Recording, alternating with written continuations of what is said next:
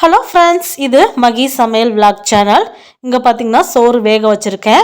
இந்த சோத்துக்கு ஊற்றி சாப்பிட்றதுக்காக நான் வந்து பாசிப்பயிறு வச்சு செய்யக்கூடிய ஒரு பருப்பு குழம்பு தான் செய்ய போகிறேன். இது ரொம்பவுமே ஹெல்த்தி, ரொம்பவுமே ஈஸி. இப்போ வெறுமனே இருக்க அந்த குக்கரில் எண்ணெய் எதுவும் சேர்க்காம பச்சை பயிர் வந்து 1 கப் சேர்த்து நல்லா வாசனை வர அளவுக்கு வறுத்து எடுத்துக்கணும்.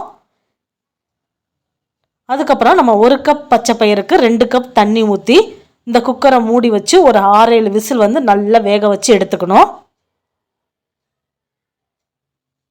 இது கூட உப்பு, மஞ்சள் தூள் எதுவுமே சேர்க்க தேவையில்லை. வெறும் பச்சை பயிரை மட்டும் வறுத்து தண்ணி ஊற்றி வேக வச்சுக்கலாம். அப்புறம் இதை இன்னொரு பாத்திரத்தில் வந்து பார்த்திங்கன்னா நல்லெண்ணெய் ஊற்றி சீரகம் போட்டு வறுத்துட்டு சின்ன வெங்காயமும் சின்னதாக கட் பண்ண வெள்ளை பூண்டும் சேர்த்து நல்லா கோல்டன் ப்ரௌன் கலருக்கு வதக்கிட்டு ஒரு பெரிய தக்காளி, அப்புறம் ஒரு 3 பச்சை மிளகா, கூடவே உப்பு, மஞ்சள் தூள் இது எல்லாத்தையும் சேர்த்து நல்லா வதக்கி விட்டுறணும். தக்காளி வந்து பார்த்திங்கன்னா நல்லா மசிய வதங்கி வரணும். தக்காளி இந்த அளவுக்கு வதங்கி வந்ததுக்கப்புறம் நம்ம வேக வச்சுருந்த பாசிப்பயிறு இருக்கு இல்லையா, அதை வந்து நல்லா மசிச்சு இது கூட சேர்த்துக்கோங்க. சேர்த்துட்டு இது கூட வந்து தேவையான அளவு நம்ம தண்ணி சேர்த்துக்கலாம்.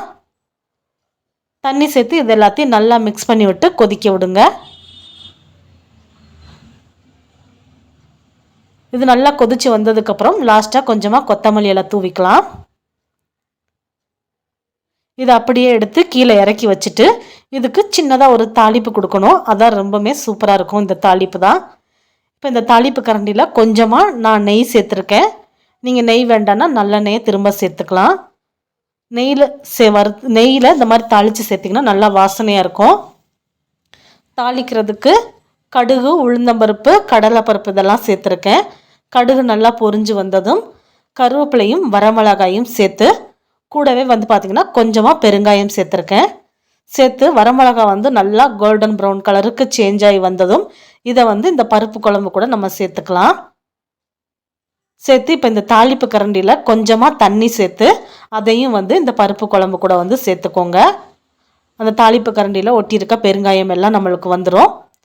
சேர்த்து இதை வந்து திரும்பவும் வந்து அடுப்பில் வச்சு நல்லா ஒரு கொதி விட்டு இறக்குனிங்கன்னா நம்மளுக்கு பாசிப்பயிறு பருப்பு குழம்பு வந்து ரெடி ஆயிரும். இது வந்து கொங்கு நாட்டு ஸ்பெஷல் டிஷ் பாசிப்பயிறு பருப்பு குழம்பு. இது ரொம்பவுமே சிம்பிளாகவும் செய்யலாம், ஹெல்த்தியாகவும் இருக்கும். இதை நீங்கள் உங்கள் வீட்டில் வந்து செஞ்சு பாருங்கள். செஞ்சு பார்த்துட்டு எப்படி இருக்குன்னு கமெண்ட் பண்ணுங்கள்.